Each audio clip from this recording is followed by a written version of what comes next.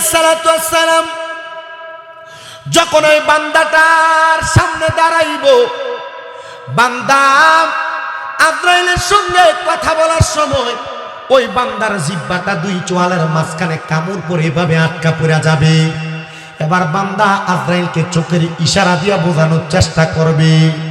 হায়রে, ওই বান্দা চোখগুলা উল্টে যাবে। বান্দার চোখগুলা যখন উল্টে যাবে, এবার বান্দা যখন তার ইন্তেকালের পূর্ব মুহূর্তে সাকরাতুল মওতের বিছানায় ছটফট ছটফট করবে, ওই বান্দাটার বুকের উপরে আজরাইল আলাইহিস সালাতু ওয়াস সালাম হাতটা রেখে দিবে বান্দার রূহটা কবজ করার জন্য। ওই বান্দার রূহটা কবজ করার জন্য আজরাইল যখন বান্দার বুকের উপরে হাতটা রাখবে, এবার বান্দার এক নম্বরে ঘাড়ের দুইটা সাহারক আছে, এই রগগুলা ঠাস ঠাস করে ছিঁড়ে যাবে। বান্দার হাতের রগগুলা ঠাস ঠাস করে ছিঁড়ে যাবে। ওই বান্দার পায়ের রগগুলা ঠাস ঠাস করে ছিঁড়ে যাবে। বান্দা বড় বেকার অবস্থায় পড়ে যাবে। এ আমার বাতেশ্বরের বাবা, তখন বান্দারা আর রক্ত চলাচল করতে পারবে না। ওই রক্তগুলা বান্দার নাক আর মুখ দিয়া বের হয়ে যাবে। এত কষ্ট, এত পরিশ্রম বান্দা মরার সময় অনুভব করবে। আল বিদায়া ওয়ান নিহায়া কিতাব পড়তে যা দেখলাম, তাজকিরাতুল আম্বিয়া কিতাব পড়ে যা দেখলাম, আল্লাহর নবী হযরতে ইদ্রিস আলাইহিস সালাতু ওয়াস সালাম বলে, একটা মানুষের দেহের মধ্যে থাবা দিয়া যখন আজরাইলের রূহটা বের করে ফেলবে, ওই মানুষটার কত কষ্ট হয় জানো রে মুসলমান।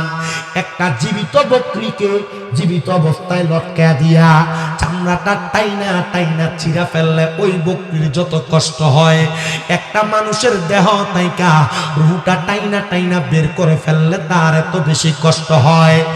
আহা, রূহটা যখন নিয়ে যাবে, ওই রূহটা নিয়ে কবরে যাওয়া যাবে, রাখবে না।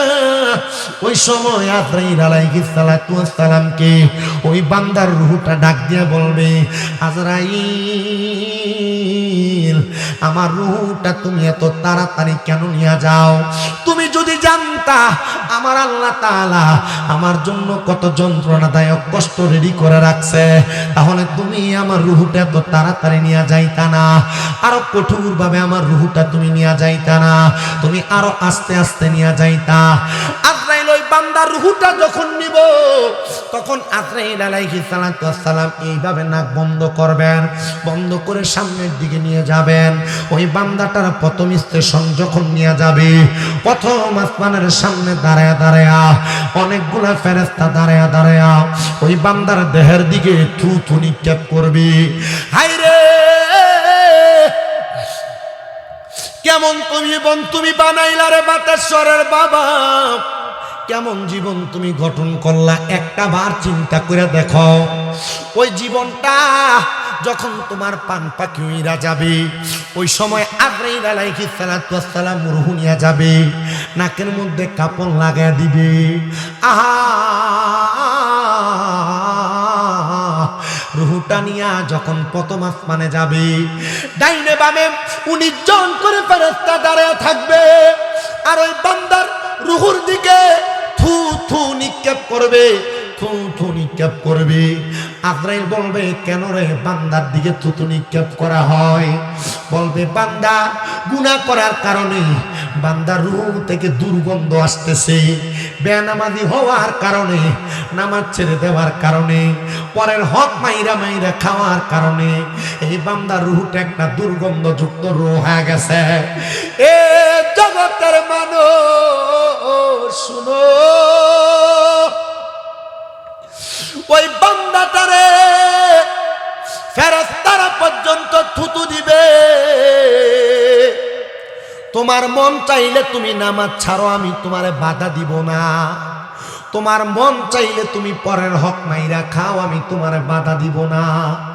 তোমার মন চাইলে তুমি হারাম কাজ করে বেড়াও, আমি তোমারে বাধা দিব না।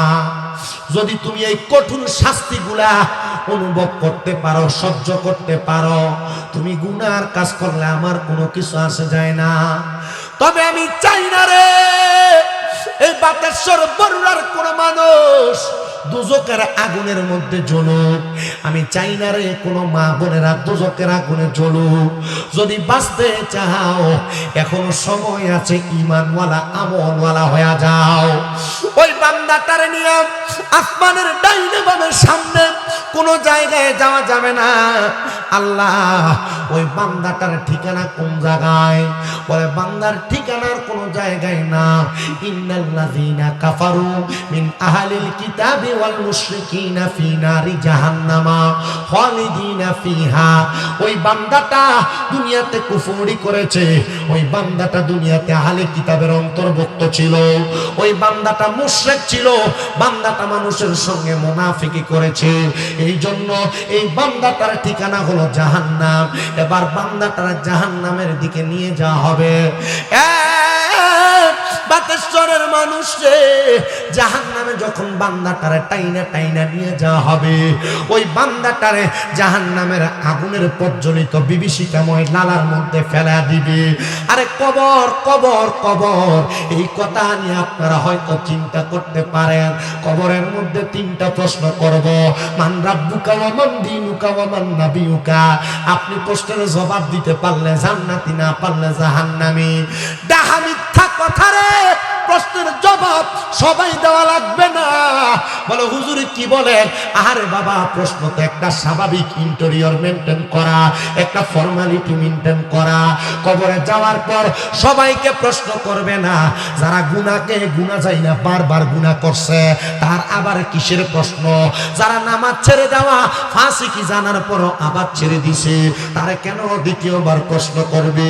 যারা গান বাজনা করা জিন্দেগি মুরতাদি জানে, জানার পর আবার গান বাজনা করে, তাদেরকে আবার কেন দ্বিতীয়বার প্রশ্ন করবে? ডাইরেক্ট তাদের ঠিকানা হবে জাহান্নাম। হুজুর কতদিন জাহান্নামে রাখবে গো? আমার নবী বলেন একদিন দুই দিন না, একটা জাহান্নামী কমপক্ষে 3000 বছর জাহান্নামের আগুনে জ্বলা রাখবে। ও মুসলমান, দুনিয়ার 1000 বছর আর জাহান্নামের 1000 বছর এক না। দুনিয়ার একদিন আর জাহান্নাম আখিরাতের একদিন এক না। এই জন্য কবর দেশে যে তুমি থাকবা, কবর দেশে যে তুমি তোমার সময় কাটাইবা, এখনো সময় আছে। ওই কবরের মাল সামান গুলা রেডি করো, ঈমান এবং আমলটারে পরিপূর্ণ করো। কারণ তুমি জানো তোমার শেষ বিদায়ের একটা ঘর হবে, সেই ঘরটা হলো কবর।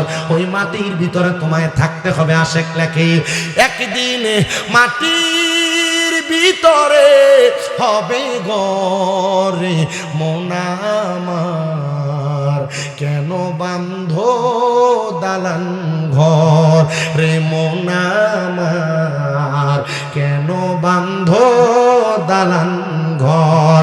আপনারা বলেন মাটির নিচে যে আমাদের ঘর হবে, কথাটা সত্য না মিথ্যা? তাহলে জবান খুলে মুহাব্বতে পড়েন, একদিন মাটির ভিতরে হবে ঘর রে মন আমার, কেন বান্ধ দালান ঘর রে মন আমার, কেন বান্ধ দালান ঘর। প্রাণ পাখি উড়ে যাবে পিঞ্জর ছেড়ে, ধরাধম সবই রবে, তুমি যাবে চলে।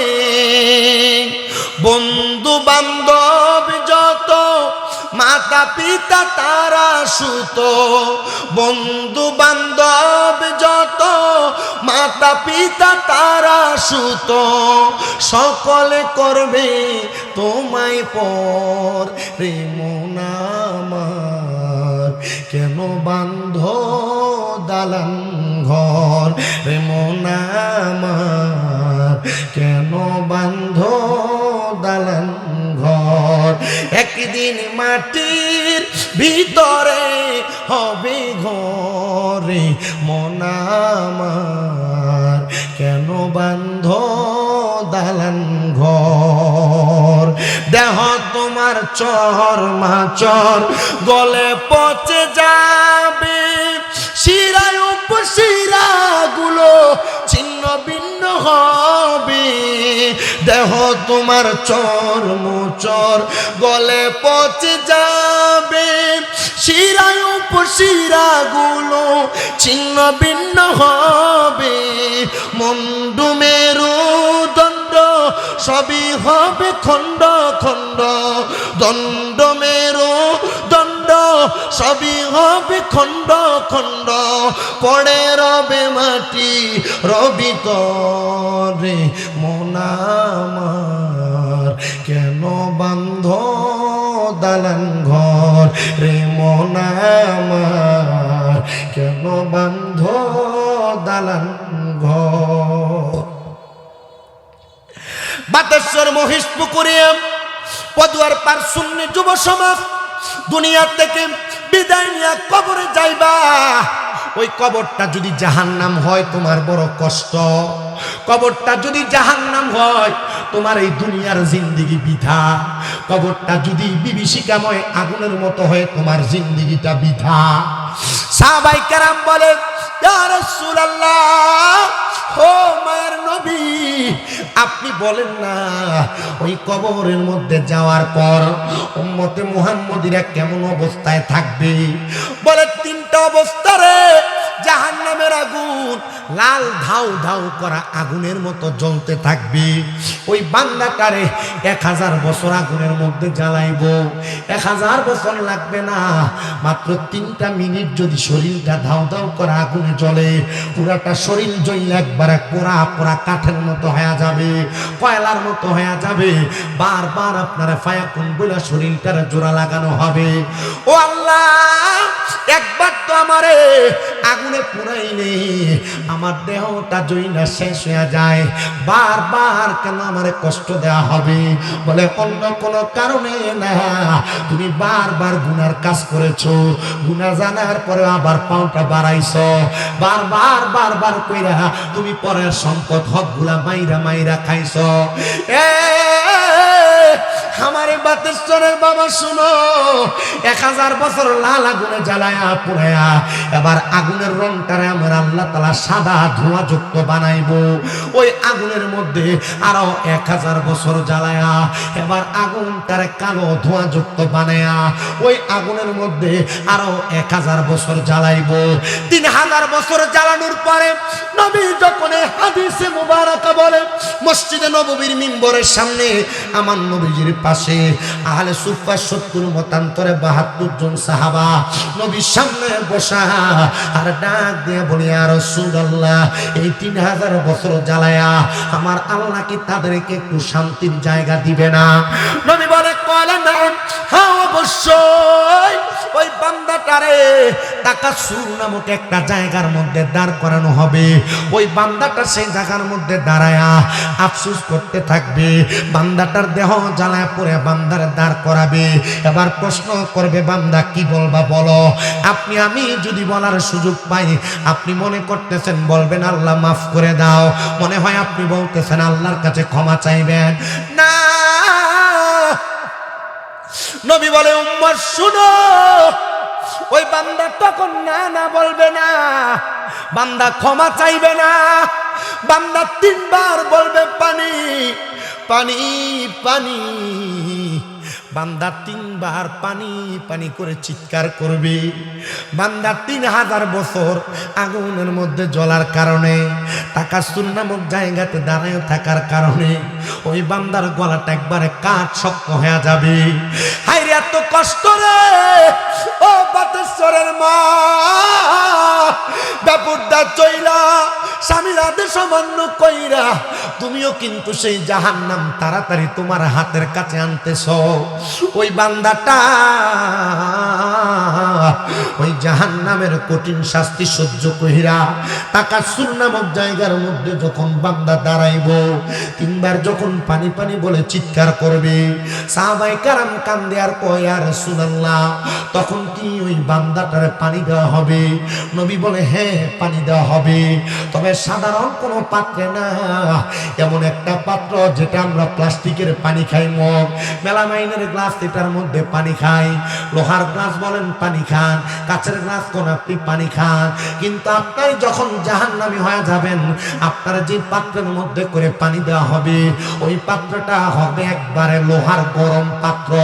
লোহার আগুনের মধ্যে জ্বালানোর কারণে গরম কয়লা যেমন লাল ঝলসানো হয়ে যায়, ওই লোহাটা তেমন ঝলসানো হয়ে যাবে। ইয়া রাসূলুল্লাহ, তবু কি তারা পানি দেওয়া হবে? বলে হ্যাঁ, লোহার গরম পাত্রের মধ্যে কইরা অন্য জাহান্নামীদেরকে আগুনে পুরানোর কারণে তাদের যেই রক্তগুলা পুষগুলা নিচে পড়ছে, হাবিয়া থেকে ওই রক্ত এবং পুষগুলা নিয়া ওই জাহান্নামীদেরকে পান করতে দেওয়া হবে। ও মায়ার নবী গো, তখন কি তারা সেই পানিগুলা পান করবে নাকি? বলে হ্যাঁ, তাদের পানির পিপাসা থাকার কারণে ওই রক্ত এবং পুষগুলা তারা পান করবে। ওই রক্ত এবং পুষগুলাকে হাদিস শরীফের ভাষায় বলা হয় তিনাতুল খাবাল। ওই তিনাতুল খাবাল রক্ত পুষগুলা বান্দা তখন পান করবে। নবী কেমনে গো? রক্ত পুষ মানুষ তো এমনি পান করে না, কেমনে তারা পান করবো? বলে তারা পিপাসার্থ থাকার কারণে তাদের জিহ্বার মধ্যে যখন তিনাতুল খাবাল রক্ত পুষগুলা ঢেলে দিবে, ওই রক্ত পুষগুলা বান্দার জিহ্বাটারে জ্বালায়া পুরে ছাই করে দিবে। বান্দার পেটের নাড়ি বুড়িগুলা গইলা বান্দার পায়খানার রাস্তা দিয়ে থর করে পড়তে থাকবে। এ মুসলমান, তোমার কি একটু ভয় লাগে না? তোমার কি অন্তরে একটু মায়া লাগে না? একটা বার কি তুমি চিন্তা করো না, এমন কঠিন শাস্তি আর আযাব তোমাকে দেওয়া হবে? নবী গো, এমন কঠিন শাস্তি তো আপনার উম্মত সহ্য করতে পারবে না। আমার নবী কইতা বলে তামুতু কাবলাল মাউত, তারা যেন মরার আগে একবার মইরা যায়। ইয়া রাসূলুল্লাহ গো, কেমনে গো মরার আগে একবার মরে? একটা বার আপনি আমাদেরকে শিখিয়ে দেন না। কয় যদি তারা মরার আগে মরতে পারে, দুনিয়ার জমিনে থাইকা হক্কানি রাব্বানি কোন পীর মাশায়েখের হাতে হাত রেখা বায়াতে রাসূল গ্রহণ কইরা দুনিয়ার জিন্দেগির কথা বইলা আখিরাতের কথা স্মরণ কইরা তারা আল্লাহ এবং তার রাসূলকে পাওয়ার জন্য ফানা ফিল্লাহ এবং বাকা বিল্লাহর জগতে চইলা যায়, তখন তারা আর দুনিয়ার আশা করে না, তারা ডাইরেক্ট আখিরাতের আশা করে। আর তারা বিশ্বাস করে তাদের হক্কানি রাব্বানি মাশায়েখে আযম মাশায়েখে পীর যারা, তাদের হাতে হাত দিয়ে তারা জান্নাত পর্যন্ত পৌঁছাইতে পারবে। এবার আপনারা বলেন, ও সুন্নি মুসলমান, আমরা এমন ভাবে মরার আগে একবার মসজিদ প্রেমে মইরা আমাদের জীবনটারে আল্লাহ নবীর প্রেমে কোরবান করতে রাজি আছি? কারা কারা ডান হাত তুলে আমার আল্লাহরে দেখান, আল্লাহ কবুল করেন জোরে কোন আমিন। ওই জান্নাত অনেক পরের জায়গা, জান্নাতে যাবেন আপনি অনেক পরে।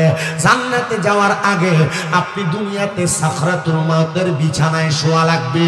সাকরাতুল মাউতের বিছানার পরে আপনার একটা স্টেশন আছে যেটার নাম কবর।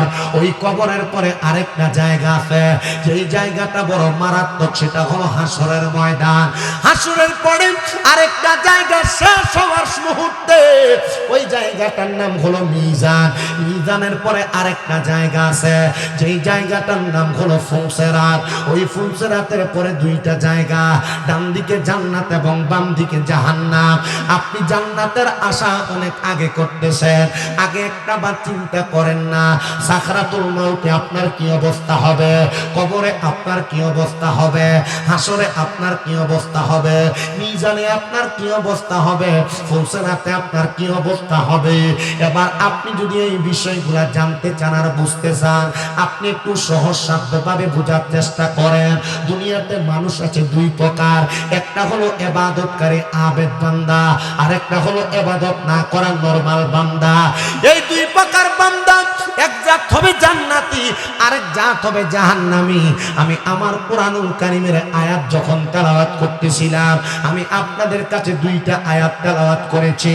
তার মধ্যে সর্বশেষ যে আয়াত আমি তেলাওয়াত করেছি, আল্লাহ বলেন লা ইস্তাউই আসহাবুন নারি ওয়া আসহাবুল জান্নাহ। আল্লাহ কয় জান্নাতি এবং জাহান্নামী, মানে জান্নাত এবং জাহান্নাম দুইটা এক রকম না।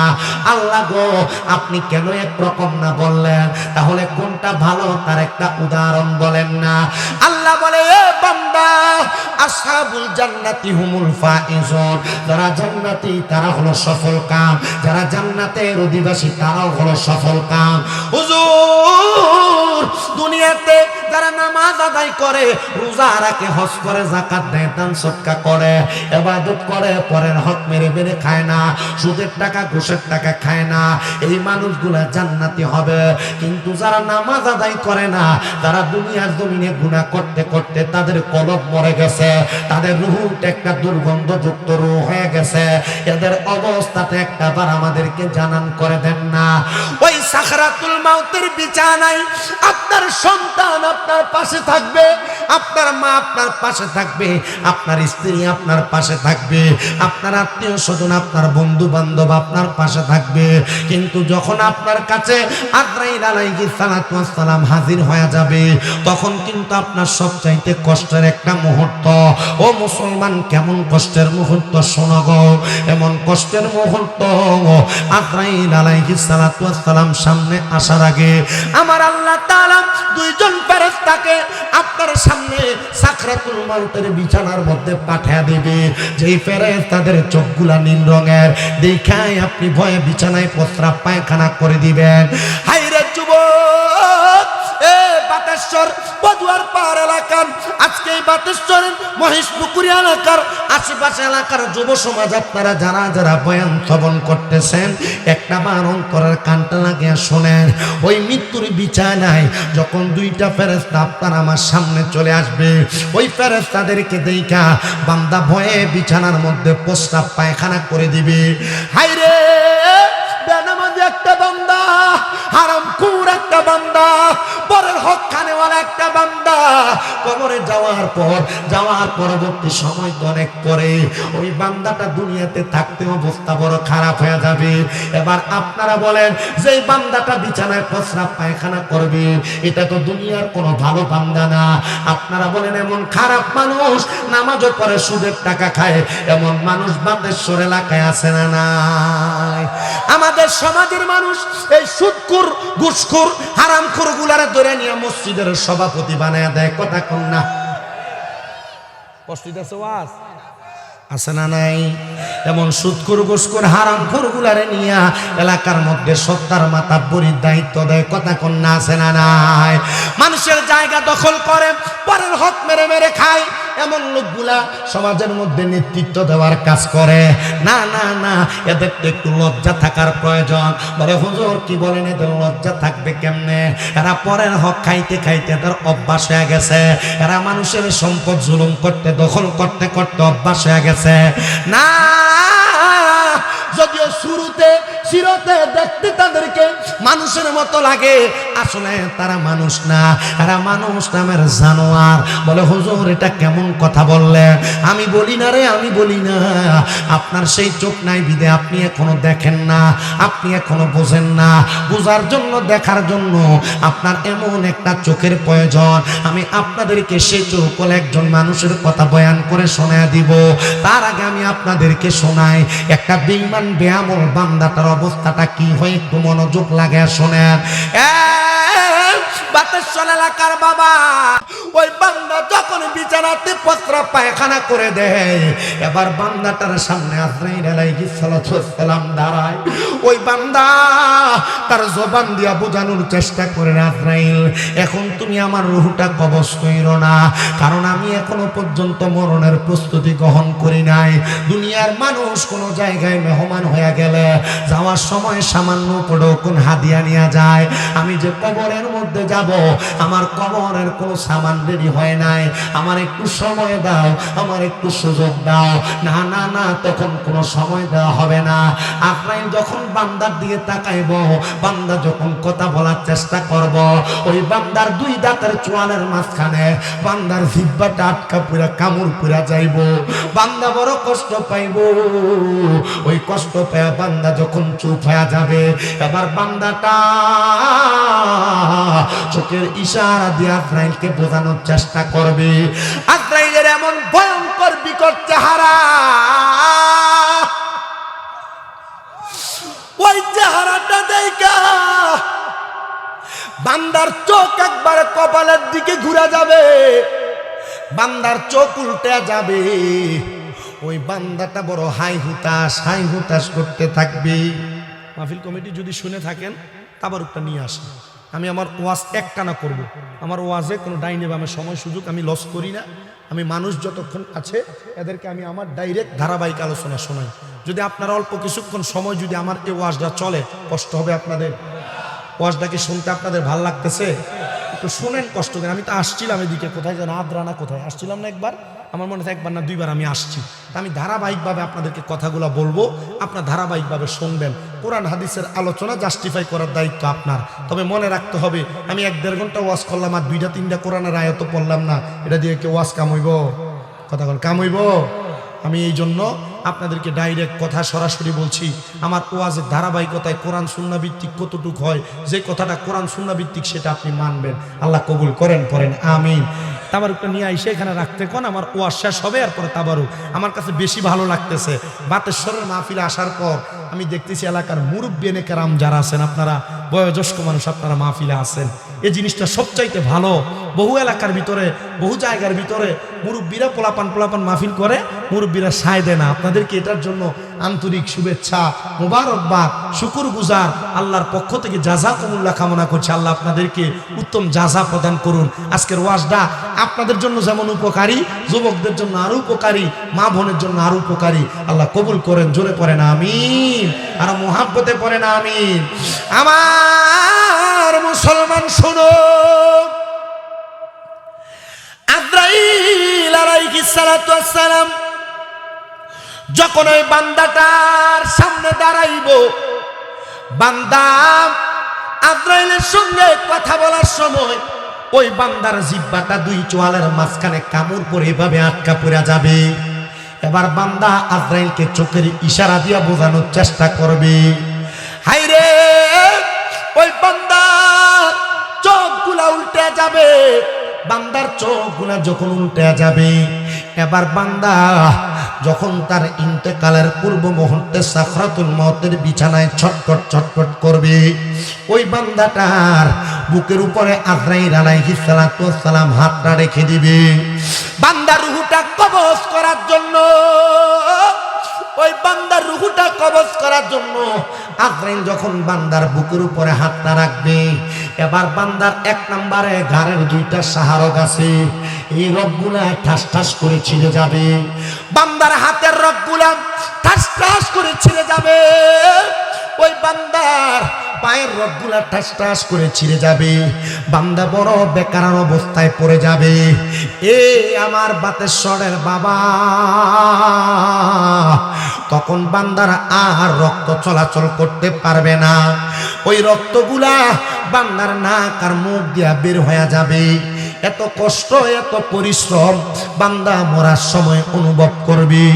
আল বিদায়া ওয়ান নিহায়া কিতাব পড়তে যা দেখলাম, তাজকিরাতুল আম্বিয়া কিতাব পড়ে যা দেখলাম, আল্লাহর নবী হযরতে ইদ্রিস আলাইহিস সালাতু ওয়াস সালাম বলে, একটা মানুষের দেহের মধ্যে থাবা দিয়া যখন আজরাইলের রূহটা বের করে ফেলবে, ওই মানুষটার কত কষ্ট হয় জানো রে মুসলমান? একটা জীবিত বকরিকে জীবিত অবস্থায় লটকা দিয়া চামড়াটা টাইনা টাইনা ছিঁড়া ফেললে ওই বকরির যত কষ্ট হয়, একটা মানুষের দেহ তাইকা রূহটা টাইনা টাইনা বের করে ফেললে তার এত বেশি কষ্ট হয়। আহা, রূহটা যখন নিয়ে যাবে, ওই রূহটা নিয়ে কবরে যাওয়া যাবে, রাখবে না। ওই সময় আজরাইল আলাইহিস সালাতু ওয়াস সালামকে ওই বান্দার রূহটা ডাক দিয়ে বলবে, আজরাইল, আমার রূহটা তুমি এত তাড়াতাড়ি কেন নিয়ে যাও? তুমি যদি জানতা আমার আল্লাহ তাআলা আমার জন্য কত যন্ত্রণাদায়ক কষ্ট রেডি করে রাখছে, তাহলে তুমি আমার রূহটা এত তাড়াতাড়ি নিয়ে যাইতা না, আরো কঠোরভাবে আমার রূহটা তুমি নিয়ে যাইতা না, তুমি আরো আস্তে আস্তে নিয়ে যাইতা। আজরাইল ওই বান্দার রূহটা যখন নিব, তখন আজরাইল আলাইহিস সালাতু ওয়াস সালাম এইভাবে নাক বন্ধ করবেন, বন্ধ করে সামনের দিকে নিয়ে যাবেন। ওই বান্দাটার প্রথম স্টেশন যখন নিয়ে যাবে, প্রথম আসমানের সামনে দাঁড়ায়া দাঁড়ায়া অনেকগুলা ফেরেশতা দাঁড়ায়া দাঁড়ায়া ওই বান্দার দেহের দিকে থু থু নিক্ষেপ করবে। হায়রে, কেমন তুমি বানাইলা রে বাতেশ্বরের বাবা, কেমন জীবন তুমি গঠন করলা একটা বার চিন্তা করে দেখো।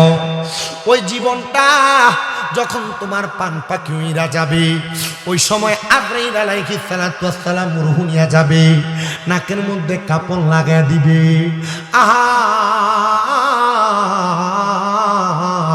রূহটা নিয়া যখন প্রথম আসমানে যাবে, ডাইনে বামে 19 জন করে ফেরেশতা দাঁড়ায় থাকবে, আর ওই বান্দার রূহুর দিকে থু থু নিক্ষেপ করবে, থু থু নিক্ষেপ করবে। আজরাইল বলবে, কেন রে বান্দার দিকে থু থু নিক্ষেপ করা হয়? বলবে, বান্দা গুনাহ করার কারণে বান্দার রূহ থেকে দুর্গন্ধ আসতেছে, বেনামাজি হওয়ার কারণে, নামাজ ছেড়ে দেওয়ার কারণে, পরের হক মাইরা মাইরা খাওয়ার কারণে এই বান্দার রূহটা একটা দুর্গন্ধযুক্ত রূহ হয়ে গেছে। এ জগতের মানুষ শুনো, ওই বান্দাটারে ফেরেশতারা পর্যন্ত থুতু দিবে। তোমার মন চাইলে তুমি নামাজ ছাড়ো, আমি তোমারে বাধা দিব না। তোমার মন চাইলে তুমি পরের হক মাইরা খাও, আমি তোমারে বাধা দিব না। তোমার মন চাইলে তুমি হারাম কাজ করে বেড়াও, আমি তোমারে বাধা দিব না। যদি তুমি এই কঠিন শাস্তিগুলা অনুভব করতে পারো, সহ্য করতে পারো, তুমি গুনার কাজ করলে আমার কোনো কিছু আসে যায় না। তবে আমি চাই না রে এই বাতেশ্বর বরুড়ার কোন মানুষ দুজকের আগুনের মধ্যে জ্বলুক। আমি চাই না রে কোনো মা বোনেরা দুজকের আগুনে জ্বলুক। যদি বাঁচতে চাও এখনো সময় আছে, ঈমানওয়ালা আমলওয়ালা হয়ে যাও। ওই বান্দাটারে নিয়ে আসমানের ডাইনে বামে সামনে কোনো জায়গায় যাওয়া যাবে না। আল্লাহ ওই বান্দাটার ঠিকানা কোন জায়গায়? বলে, বান্দার ঠিকানার কোনো জায়গায় না। ইন্নাল্লাযীনা কাফারু মিন আহলিল কিতাবি ওয়াল মুশরিকিনা ফি নারি জাহান্নামা খালিদিনা ফিহা। ওই বান্দাটা দুনিয়াতে কুফরি করেছে, ওই বান্দাটা দুনিয়াতে আহলে কিতাবের অন্তর্ভুক্ত ছিল, ওই বান্দাটা মুশরিক ছিল, বান্দাটা মানুষের সঙ্গে মুনাফিকি করেছে। এই জন্য এই বান্দাটার ঠিকানা হলো জাহান্নাম। এবার বান্দাটার জাহান্নামের দিকে নিয়ে যাওয়া হবে।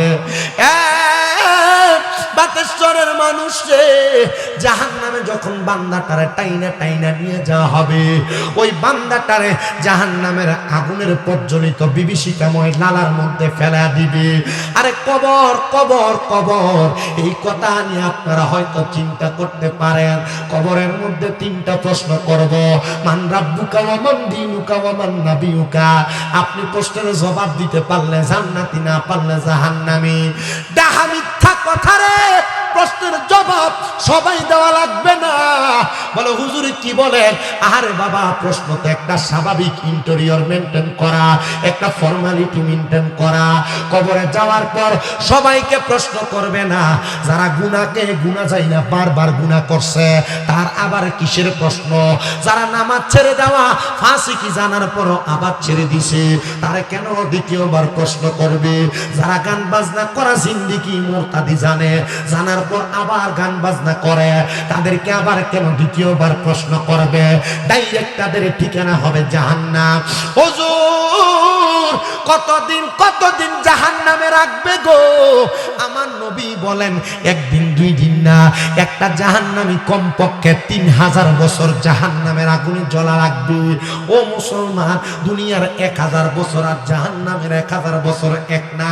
দুনিয়ার একদিন আর জাহান্নাম আখিরাতের একদিন এক না। এই জন্য কবর দেশে যে তুমি থাকবা, কবর দেশে যে তুমি তোমার সময় কাটাইবা, এখনো সময় আছে। ওই কবরের মাল সামান গুলা রেডি করো, ঈমান এবং আমলটারে পরিপূর্ণ করো। কারণ তুমি জানো তোমার শেষ বিদায়ের একটা ঘর হবে, সেই ঘরটা হলো কবর। ওই মাটির ভিতরে তোমায় থাকতে হবে। আশেক লেখে, একদিন মাটির ভিতরে হবে ঘরে মন আমার, কেন বান্ধো দালান ঘর রে মন আমার, কেন বান্ধো দালান ঘর।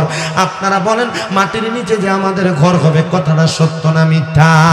তাহলে জবান খুলে মুহাব্বতে পড়েন, একদিন মাটির ভিতরে হবে ঘর। রে মন আমার কেন বান্ধ দালান ঘর? রে মন আমার কেন বান্ধ দালান ঘর? প্রাণ পাখি উড়ে যাবে পিঞ্জর ছেড়ে, ধরা দম সবই রবে, তুমি যাবে চলে। বন্ধু বান্ধব যত মাতা পিতা তারা সুত, বন্ধু বান্ধব যত মাতা পিতা তারা সুত, সকলে করবে তোমায় পর। রে মন আমার কেন বান্ধ দালান ঘর? রে মন আমার কেন বান্ধ দালান ঘর? একদিন মাটির ভিতরে হবে ঘরে, মন আমার কেন বান্ধ দালান ঘর? দেহ তোমার চর মাচর গলে পচে যাবে, শিরায় উপশিরা গুলো ছিন্ন ভিন্ন হবে। দেহ তোমার চর মোচর গলে পচে যাবে, শিরায় উপশিরা গুলো ছিন্ন ভিন্ন হবে। মুন্ডু মেরু দণ্ড সবই হবে খণ্ড খণ্ড, দণ্ড মেরু দণ্ড সবই হবে খণ্ড খণ্ড। পড়ে রবে মাটি রবি তরে, মন আমার কেন বান্ধ দালান ঘর? রে মন আমার কেন বান্ধ দালান ঘর? বাতেশ্বর মহিষপুকুরে পদুয়ার পার শূন্য যুব সমাজ দুনিয়া থেকে বিদায় নিয়ে কবরে যাইবা। ওই কবরটা যদি জাহান্নাম হয় তোমার বড় কষ্ট, কবরটা যদি জাহান্নাম হয় তোমার এই দুনিয়ার জিন্দেগি বৃথা। কবরটা যদি বিভীষিকাময় আগুনের মতো হয় তোমার জিন্দেগিটা বৃথা। সাহাবায়ে কেরাম বলে, ইয়া রাসূলুল্লাহ, ও মায়ের নবী, আপনি বলেন না ওই কবরের মধ্যে যাওয়ার পর উম্মতে মুহাম্মদীরা কেমন অবস্থায় থাকবে? বলে তিনটা অবস্থা রে। জাহান্নামের আগুন লাল ধাউ ধাউ করা আগুনের মতো জ্বলতে থাকবে। ওই বান্দাটারে 1000 বছর আগুনের মধ্যে জ্বালাইব, 1000 বছর লাগবে না, মাত্র 3টা মিনিট যদি শরীরটা ধাউ ধাউ করা আগুনে জ্বলে, পুরাটা শরীর জ্বলে একবারে পোড়া পোড়া কাঠের মতো হয়ে যাবে, কয়লার মতো হয়ে যাবে। বারবার আপনারা ফায়াকুন বলে শরীরটারে জোড়া লাগানো হবে। ও আল্লাহ, একবার তো আমারে আগুনে পুরাইলে আমার দেহটা জইনা শেষ হয়ে যায়, বারবার কেন আমারে কষ্ট দেওয়া হবে?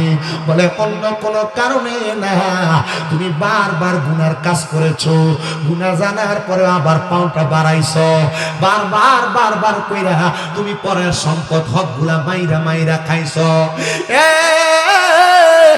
আমারে বাতেশ্বরের বাবা শুনো, 1000 বছর লাল আগুনে জ্বালায়া পুড়ায়া এবার আগুনের রংটারে আমার আল্লাহ তাআলা সাদা ধোঁয়াযুক্ত বানাইবো।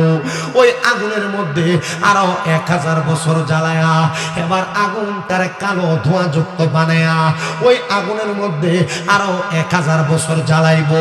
3000 বছর জ্বালানোর পরে নবী যখন হাদিসে মুবারাকা বলে, মসজিদে নববীর মিম্বরের সামনে আমার নবীজির পাশে আহলে সুফফা 70 মতান্তরে 72 জন সাহাবা নবীর সামনে বসা আর ডাক দিয়া বলি, ইয়া রাসূলুল্লাহ, এই 3000 বছর জ্বালায়া আমার আল্লাহ কি তাদেরকে একটু শান্তির জায়গা দিবে না?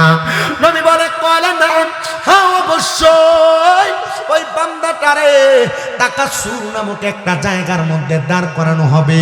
ওই বান্দাটা সেই জায়গার মধ্যে দাঁড়ায়া আফসোস করতে থাকবে। বান্দাটার দেহ জ্বালায় পড়ে বান্দার দাঁড় করাবে। এবার প্রশ্ন করবে, বান্দা কি বলবা বলো। আপনি আমি যদি বলার সুযোগ পাই, আপনি মনে করতেছেন বলবেন আল্লাহ মাফ করে দাও, মনে হয় আপনি বলতেছেন আল্লাহর কাছে ক্ষমা চাইবেন। না, নবী বলে উম্মত শুনো, ওই বান্দা তখন না না বলবে না, বান্দা ক্ষমা চাইবে না, বান্দা 3 বার বলবে পানি পানি পানি। বান্দা 3 বার পানি পানি করে চিৎকার করবে। বান্দা 3000 বছর আগুনের মধ্যে জ্বলার কারণে, তাকাসুর নামক জায়গাতে দাঁড়ায় থাকার কারণে ওই বান্দার গলাটা একবারে কাঠ শক্ত হয়ে যাবে। হায়রে এত কষ্ট রে ও বাতেশ্বরের মা, ব্যাপুরদা চইলা স্বামীর আদেশ অমান্য কইরা তুমিও কিন্তু সেই জাহান্নাম তাড়াতাড়ি তোমার হাতের কাছে আনতেছ। ওই বান্দাটা ওই জাহান্নামের কঠিন শাস্তি সহ্য কইরা তাকাসুর নামক জায়গার মধ্যে যখন বান্দা দাঁড়াইব, 3 বার যখন পানি পানি বলে চিৎকার করবে, সাহাবায়ে কেরাম কান্দে আর কয় ইয়া রাসূলুল্লাহ, তখন কি ওই বান্দাটারে পানি দেওয়া হবে? নবী বলে হ্যাঁ পানি দেওয়া হবে, তবে সাধারণ কোনো পাত্রে না, এমন একটা পাত্র যেটা আমরা প্লাস্টিকের পানি খাই, মগ মেলামাইনের গ্লাস এটার মধ্যে পানি খাই, লোহার গ্লাস বলেন পানি খান, কাচের গ্লাস কোন আপনি পানি খান। কিন্তু আপনার যখন জাহান্নামী হয়ে যাবেন, আপনার যে পাত্রের মধ্যে করে পানি দেওয়া হবে, ওই পাত্রটা হবে একবারে লোহার গরম পাত্র। লোহার আগুনের মধ্যে জ্বালানোর কারণে গরম কয়লা যেমন লাল ঝলসানো হয়ে যায়, ওই লোহাটা তেমন ঝলসানো হয়ে যাবে। ইয়া রাসূলুল্লাহ, তবু কি তারা পানি দেওয়া হবে? বলে হ্যাঁ, লোহার গরম পাত্রের মধ্যে কইরা অন্য জাহান্নামীদেরকে আগুনে পুরানোর কারণে তাদের যেই রক্তগুলা পুষগুলা নিচে পড়ছে, হাবিয়া থেকে ওই রক্ত এবং পুষগুলা নিয়া ওই জাহান্নামীদেরকে পান করতে দেওয়া হবে। ও মায়ার নবী গো, তখন কি তারা সেই পানিগুলা পান করবে নাকি? বলে হ্যাঁ, তাদের পানির পিপাসা থাকার কারণে ওই রক্ত এবং পুষগুলা তারা পান করবে। ওই রক্ত এবং পুষগুলাকে হাদিস শরীফের ভাষায় বলা হয় তিনাতুল খাবাল। ওই তিনাতুল খাবাল রক্ত পুষগুলা বান্দা তখন পান করবে। নবী কেমনে গো, রক্ত পুষ মানুষ তো এমনি পান করে না,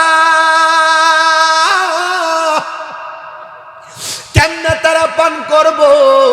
বলে তারা পিপাসার্থ থাকার কারণে তাদের জিহ্বার মধ্যে যখন তিনাতুল খাবাল রক্ত পুষগুলা ঢেলে দিবে, ওই রক্ত পুষগুলা বান্দার জিহ্বাটারে জ্বালায়া পুরে ছাই করে দিবে। বান্দার পেটের নাড়ি বুড়িগুলা গইলা বান্দার পায়খানার রাস্তা দিয়ে থর করে পড়তে থাকবে। এ মুসলমান, তোমার কি একটু ভয় লাগে না? তোমার কি অন্তরে একটু মায়া লাগে না? একটা বার কি তুমি চিন্তা করো না, এমন কঠিন শাস্তি আর আযাব তোমাকে দেওয়া হবে। নবী গো, এমন কঠিন শাস্তি তো আপনার উম্মত সহ্য করতে পারবে না। আমার নবী কইতা বলে তামুতু কাবলাল মাউত, তারা যেন মরার আগে একবার মইরা যায়। ইয়া রাসূলুল্লাহ গো, কেমনে গো মরার আগে একবার মরে? একটা বার আপনি আমাদেরকে শিখিয়ে দেন না। কয় যদি তারা মরার আগে মরতে পারে, দুনিয়ার জমিনে থাইকা হক্কানি রাব্বানি কোন পীর মাশায়েখের হাতে হাত রাইখা বায়াতে রাসূল গ্রহণ কইরা দুনিয়ার জিন্দেগির কথা বইলা আখিরাতের কথা স্মরণ কইরা তারা আল্লাহ এবং তার রাসূলকে পাওয়ার জন্য ফানা ফিল্লাহ এবং বাকা বিল্লাহর জগতে চইলা যায়, তখন তারা আর দুনিয়ার আশা করে না, তারা ডাইরেক্ট আখিরাতের আশা করে। আর তারা বিশ্বাস করে তাদের হক্কানি রাব্বানি মাশায়েখে আযম মাশায়েখে পীর যারা, তাদের হাতে হাত ধরে তারা জান্নাত পর্যন্ত পৌঁছাইতে পারবে।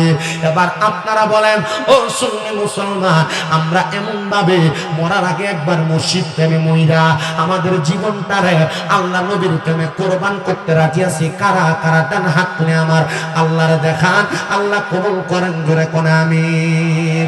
মুহাব্বতের আওয়াজে বলেন না আমিন। ওরে আল্লাহ রাসূল পাইতে আমি বায়াত হইলাম, বলেন আল্লাহ রাসূল পাইতে আমি বায়াত হইলাম।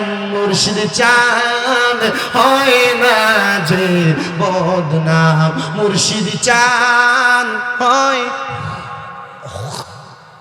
আপনারা বলেন আল্লাহ রসুল পাইতে বায়াত হইলে আল্লাহ রসুল পাওয়া যায় কিনা? কথা কন না, পাওয়া যায় কিনা?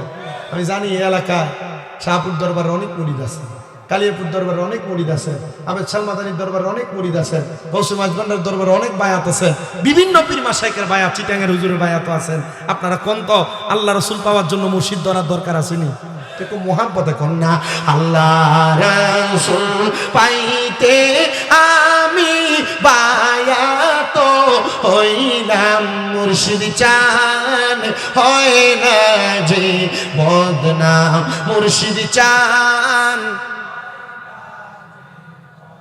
ওরে তরিকতের আমল করে কত বাই গেল উপরে গো, আমায় রাইখো শুনো জরে মুর্শিদ আমারা মল নাই, বলেন আমায় রাইখো শুনো জরে মুর্শিদ আমারা মল নাই, মুর্শিদ চান হয় না যে বদনাম, মুর্শিদ চান হয় না যে বদনাম। হায়রে আল্লাহ রাসূল পাইতে আমি বায়াত হইলাম, বলেন আল্লাহ রাসূল পাই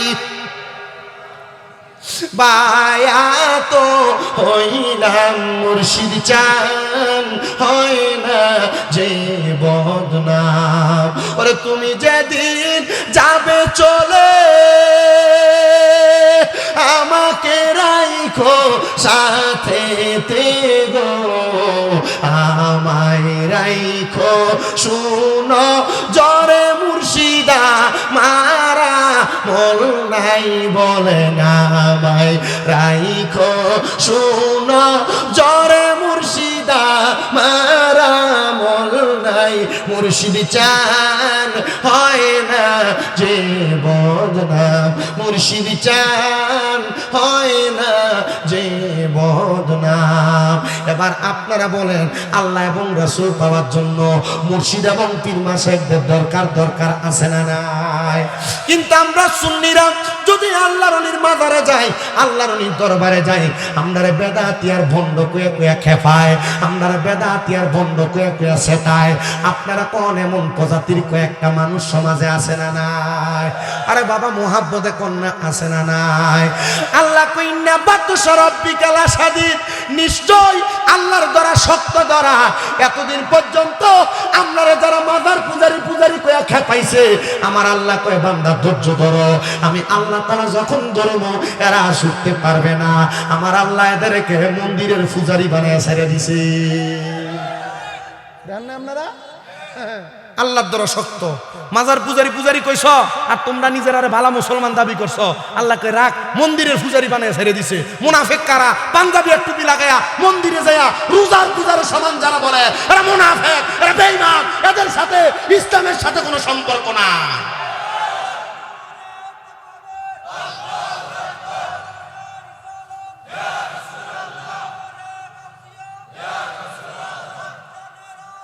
ঘরে ঘরে যান,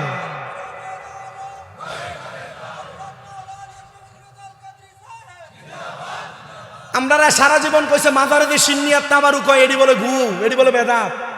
তো মন্দিরের ভিতরে দেয়া মন্দিরের পূজার প্রসাদ খাওয়া এটা মনে হয় দাঁত। শয়তানের দল কোনটা উহুদ দিয়া দুধের লেবেল লাগে মদ বেচবা আর মুসলমান তোমারে পছন্দ করবে।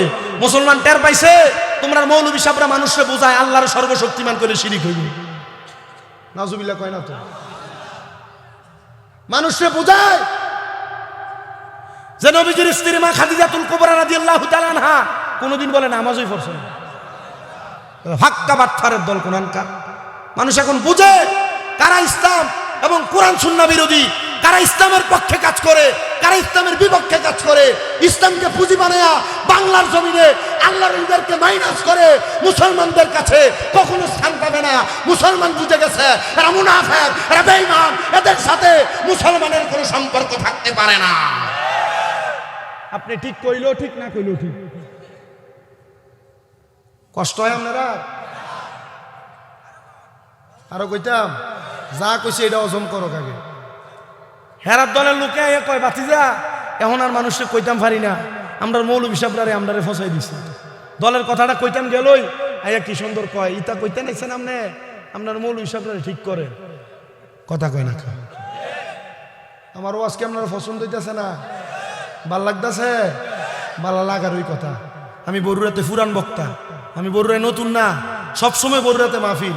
এই আজকের পরে বরুড়া আর মাহফিল আসেনি, সন্দেহ আছে এই বছর। এবছরের সবগুলা মাহফিল তোমরা কিতে পারবা, তোমরা দিয়ে লেবে সাই হাবিবার লগে আর গোলাম মোল্লার লগে লাইন করে। আগামীকালকে একটানা 5 দিন। প্রথম দিন হবিগঞ্জ, পরের দিন শায়েস্তাগঞ্জ, এরপর দিন ভাবনা, এরপরের দিন সিরাজগঞ্জ, এরপর দিন বগুড়া। আচ্ছা অবস্থাটা কি হইবে আমার? কথা কয় না। বরকত দিব কে? আসলে আল্লাহ দেয়। তবে আমার একটা জিনিস কষ্ট হয়ে যাচ্ছে, এই মাহফিলগুলো আমি, আমার আম্মা আজকে 8 মাস অসুস্থ, 7 মাস শেষে 8 মাসে পড়ছে। এই মাহফিলগুলো আমি আমার আম্মা অসুস্থ হওয়ার আগে রাখছিলাম। আমার আম্মা অসুস্থ হওয়ার পর আমি দূরে কোনো জায়গায় মাহফিল রাখি না, কুমিল্লার বাহিরে কোনো জায়গায় মাহফিল রাখি না। হাঁটতে খুব কষ্ট হয়। আল্লাহ তাআলা হয়তো এটার মাধ্যমে আমাদের কোনো পরীক্ষা করতেছে। আমি আল্লাহর কাছে কইছি, আল্লাহ যদি এটা পরীক্ষা হয় তাহলে আপনি আমারে ধৈর্য দিয়েন। পরীক্ষা যদি হয় আমারে ধৈর্য দিয়েন। আপনারা কে কি করছেন মা বাবার জন্য এটা আমার জানা নেই। আমি আমার হাত দিয়ে প্রস্তাব পায়খানা সাফ করছি। আপনারা কে কি করছেন এটা আমার জানা নাই, আমার জানা নাই। আমি রাত্রে ঘুম ত্যাগ করছি। মা অসুস্থ খাটে শুইছে। প্রথম 2 মাস যখন অসুস্থ ঘরে আনছি, এই 2 মাস ঘরে ঘুমাই নাই। আম্মা যেই খাটে নিচে ফ্লোরিং করে আম্মার সাথে শুয়েছিলাম। আম্মা যখন ঘুমাইছে ফজরের সময়, এরপর চোখ লাগছে। আমার যে বিছানাতে আমি ঘুমাই, এই বিছানাতে আমি শেষ 2 মাস 1 মিনিটের জন্য আমি ঘুমাই নাই। আম্মা অসুস্থ হওয়ার পর PLID অপারেশন হয়েছে মেরুদণ্ডের। আমি আপনাদের সবার কাছে শুধু এতটুকু দোয়া চাই। আমার মাদ্রাসায় গত পরশু দিনের আগের দিন আমার 5টা ছাত্র একসাথে হাফেজ হয়েছে। একটা ছেলে 8 মাসে হাফেজ হয়েছে। আমি পোলাপান্ডির কাছে কইছি, তোরা আমার আম্মার লাগে একটু খাস করে দোয়া করিস। আমার জীবনে তো আর কোনো চাহিদা নেই। আমার জীবনে যে চাহিদা ছিল, আমি আমার মাদ্রাসাগুলা কইরা কোরআন সুন্নাহর খেদমতের বাগান করবো। বন্দা বন্দা হাদিয়া বক্তারা লইয়া যাবো, আর হাদিয়া নিয়ে আপনারা কোনো কিছু করতেন না। আমিই তা না, আমার এই মাদ্রাসাগুলা দিয়ে তোরা আমার আম্মার লাগে একটু দোয়া করিস, তোর কাছে এই দেশ। আপনারা দেখেন হয়তো আমি মাঝে মাঝে বুটমুড়ি মাইকা খাওয়াই, বিরিয়ানি খাওয়াই, মুরগুস্ত খাওয়াই, চিপস খাওয়াই, চকলেট খাওয়াই, কেক খাওয়াই আমার ফলাফাইন দিই। আমার এই টেহা পয়সা আমি খরচ করি। দোয়া করতেন না আপনারা? আমার আম্মাটার লেগে দোয়া করবেন। দোয়া করেন যেন তাড়াতাড়ি হাট পেয়েছে, কাম করানো লাগতো না। মাঝে মাঝে আমি আমার আম্মার এই 8 মাস দমকাই। দমক দিলে তো মা বাপের দমকাইলে আল্লাহ বদদোয়া দেয় না? আল্লাহর পক্ষ থেকে গজব আসে না? আমি আমার এক ওস্তাদ রেজি গেলাম, হুজুর হেবিটিতে দমকাই গুণ হইবনি। কি লেগে দমকাছে? হুজুর ওষুধ খায় না, যার লেগে দম খায়, ঠিক মতো খানা খায় না, লেগে দম খায়। দমকালি দিয়ে মুখটা কালা করে রাখছে, মুখটা কালা করে রাখছে। তো আমি তো বুঝি কি লেগে দমকাল লাগে, আমি বুঝি। আপনাদের কাছে আমি একটা আবদার করি, আবদারটা রাইখেন। যদি মা বাপ থাকে, এখান থেকে বাড়ির যে আজকে মাপছে কি লেগে জানেন? এই রত্নগুলারে যদি এখন থেকে যত্ন না করেন, মইরা যাওয়ার পরে আল্লাহর কসম করে কই গইরে গইরে কানবেন, কিন্তু মা বাপ পেতেন না। বলে হুজুর আমি কোনোদিন অন্যায় করছি না। অন্যায় করেন আর না করেন, এরা পায়ে ধরে মাপ চাইবেন। আজকের মাহফিল কবুল হবে কিনা এটার গ্যারান্টি কেউ দিতে পারবে না। আমি একটা গ্যারান্টি দেই, যদি আগামীকালকে বাতেশ্বরের কোনো দোয়ানে বইয়া দেখেন কোনো মুরব্বী কয়ে, হ্যাঁ এ শামীম দাদা ছোট ছেলে, হের ওয়াজটা শুই না, আমার ফুতে ভাইতে আমার পায়ে ধরে মাপ চাইছে, মনে করবেন মাহফিল কবুল হয়ে গেছে। হুজুর আমি তো কোনোদিন অন্যায় করি নাই, আমিও মাপ চাইতাম। আরে মাপ চাইলে দাম কমে না তো, ইজ্জত কমে না, সম্মান কমে না। আম্মা আব্বার পায়ে ধরে মাপ চাইলে আল্লাহ তার দাম আরো বাড়ায় দেয়। আপনি আমার দিকে, আমি আবার কামেল পরীক্ষা দিব, ফাইনাল পরীক্ষা দিব কামেল, জানুয়ারির 2 তারিখ পরীক্ষা। আমি যে পরীক্ষা দিব, আমি এলেমের জোর দিয়ে আমি ওয়াজ করি। আমি মাদ্রাসায় যখন ক্লাস 6-7-এ পড়ি, ওয়াজে শুধু শুনছিলাম মা বাবার পায়ে চুমা দিলে আল্লাহর জান্নাতের চৌখাটে চুমা দেওয়ার স্বাদ পাওয়া যায়। বাড়িতে এসে মা বাপ বেড়ার ঘর, বাতার বেড়া ঘুমাইয়া ছিল, চুমা দিচ্ছে।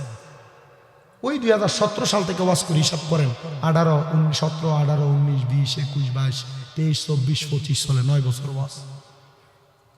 আমার কোনো ক্ষমতা নাই, আমার কোনো সাধ্য নাই ওয়াজ করার মতো এলেম আমার নাই। আপনার বাতাসরের মসজিদের ইমাম মুয়াজ্জিনের আমার চেয়ে ভালো এলেম, কিন্তু আল্লাহ তাআলা এই মা বাবার পায়ে চুমা দেওয়ার পর থেকে সম্মানের দাম বাড়াই দিচ্ছে। আপনার বেদাত বইলা মা বাবার কদমের কাছ থেকে দূরে সরাই নিতেছে, মা বাবার কবর জিয়ারত করা থেকে দূরে সরাইতেছে, মা বাবা মরার পরে জানাজার পরে দোয়া করা থেকে আপনারা দূরে নিয়ে যাইতেছে। যারা যারা এগুলা করে এরা কোরআন সুন্নাহর সুর, এদের সুর ছাড়া বালা কোনো উপাধি কোরআন হাদিসে নাই।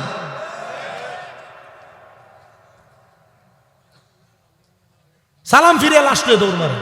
এরা কইবা শামীম দাদা কয়ে গেছে আল্লাহ নবীর একটা হাদিস, ইজা সাল্লাইতুম, আপনি রেকর্ড করেন সোশ্যাল মিডিয়া তো গুলা ক্যামেরার মাধ্যমে রেকর্ড হচ্ছে।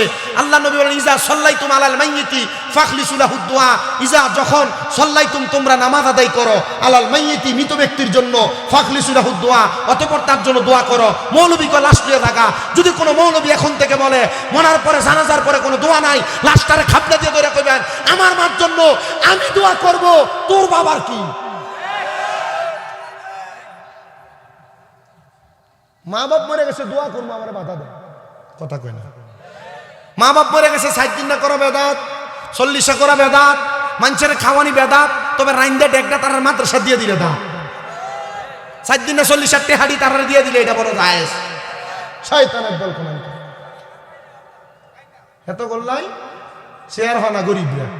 আপনারা না আমনে কইলে তো ঘরে আমনে তো হইছলা, আপনি গোস্ত কিনি খান তো। আপনারা বলেন এমন মানুষদেরকে ধোঁকা দেওয়ার মতো মানুষ সমাজে আছে না? জানাজার পরে দোয়া নাই বলে বলে মানুষদেরকে বিভ্রান্ত করে এমন লোক আছে না নাই? তাদেরকে হাদিস শরীফটা শোনায় দিবেন, বলে এই হাদিসটা কি মিথ্যা?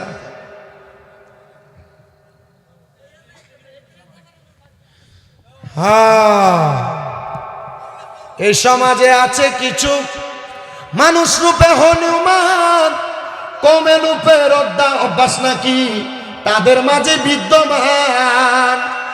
জানাজার নামাজে বেদাত কোন বড় সুন্দর, কিন্তু মাদ্রাসার ছাত্রদের সাথে মেলামেশা করো তাও বড় বড় ভালো। বহুত ফমান আছে, লাগলে লয়ে যায় না আমার কাছে। ঘরে বউ নাই, কমে লুতের মানুষ ছিল যারা পুরুষে পুরুষে মেলামেশা করতো। আর বর্তমানে যারা জানাজার নামাজের বেদাত কয়ে ফতুয়া দিয়ে ঘুরে, মিলাদকে আমরা বেদাত কয়ে ঘুরে, এরা মাদ্রাসা ছাত্রর লগে বলাৎকার করে। এই সমাজে আছে কিছু মানুষ রূপে হনুমান, কমে লুতের অভ্যাস নাকি তাদের মাঝে বিদ্যমান। দেখতে লাগে বান্দরের মতো, দেখতে লাগে বান্দরের মতো, চেহারাতে মায়া নাই। জ্বালাও জ্বালাও আগুন জ্বালাও, মুনাফিকের রাস্তা নাই। আল্লাহ নবী ওলির কাছে মুনাফিকের জায়গা নাই। মাজার জিয়ারত একবারে পূজার মন্দিরের ভিতরে যায় গীতা পাঠ করুন যায় শয়তান।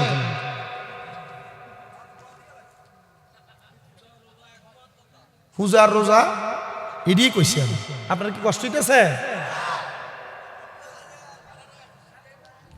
শোনেন, আমি যে ওয়াদের ধারাবাহিকতায় ছিলাম আর অল্প একটু কষ্ট দিব। বিরিয়ানিটি যদি ঠান্ডা হয়ে যা ওয়াজ যে বিরিয়ানিটা তো বাইতে খাওয়ান লাগবো তো। আরে ফলি তিনে ফেকেটে গান্ধা থাকলে বন্ধ হয়ে যাবো তো, খাওয়ান লাগবো। আল্লাহ কবুল করো কোন আমি। শুনেন এ মুসলমান শুনেন, আমি আপনাদের ঘাতার্থে আপনাদেরকে জানিয়ে দেওয়ার জন্য আমি আমার বয়ান করি। তার মানে চিন্তা করে দেখেন, ওই কবরে যাওয়ার পরে একটা মানুষ স্বাভাবিক আর অস্বাভাবিক মানুষ, একটা মানুষ কবরের দাম পায় কম আর একটা মানুষ দাম পায় বেশি। তাহলে এবার আপনারা বলেন, বেশি দামওয়ালার পক্ষে আমরা থাকতে চাই কি চাই না? আল্লাহর ওলিদের সোহবতে থাকলে বেশি দামওয়ালা হইবেন, কথা কয় না? বেশি কি ওয়ালা হইবেন? দামওয়ালা কেমনে হবেন? এবার শুনেন, হযরত আব্দুল্লাহ মারুফ রুসাফি নামক একজন আল্লাহর বুজুর্গ বান্দা, তিনি বলেন আমার কাজ ছিল দুনিয়ার জমিনের মধ্যে আল্লাহর জিকির ফিকিরে সময় কাটানো। আমি আব্দুল্লাহ মারুফ মুসাফি, আমি বসবাস করতাম দামেস্ক এলাকায়। কোথায়? দামেস্ক এলাকায়। আমি ব্যবসা করার জন্য গেছিলাম ইয়ামেনে। ইয়ামেন থেকে ব্যবসার মাল নিয়ে যখন আসতেছিলাম, ডাকাতের দল আমার মালগুলা চুরি করে নিয়ে যেতে লাগছিল। এমন টাইমে ইয়ামেনের বাদশার সেনাপতিরা আমার মালগুলা আটকায়া ডাক দিয়ে কয়, মালগুলা কার? ডাকাত দল বলে মালগুলা ডাকাতের। আর আমি বললাম মালগুলা আমার। এমন সমাজে বহুত মানুষ, ভাইটা মরে গেছে, 2-3 ভাই মিল্লা কয় আমার ভাইয়ের কোনো জায়গা জমি নেই, সব আমার কাছে বেঁচে গেছে। এরপর আর ভাই বোনের জায়গা বুঝিয়ে দেয় না। এমন সিটার আর সুরফুটটা সমাজে আসেনি। আমার ওদের ভাষাটা খুব বিশ্রী, তাই না বাবা? আমার কাছে ভাই বাতিদার জমি দখল করেন না রে, সুরফুটটা ছাড়া আর ভালো কোনো ভাষা আমার কাছে নাই। আল্লাহ তো এদেরকে জালিম বলছে, আল্লাহদেরকে জালিম বলছে, যারা মানুষের হক মাইরা মাইরা খায়, মানুষের সম্পদ দখল করে করে খায়। এরা জালিম, এরা চোর। এদের জায়গা বাংলাদেশেও নাই, মাটির তলেও নাই। এদেরকে কবরের মাটি চাপ দিয়া ছাতনার হাড্ডি পর্যন্ত গুঁড়া করব। কষ্ট হইতেছে আপনারা? হযরতে আব্দুল্লাহ মারুফ আয়স না, এই না শুরু।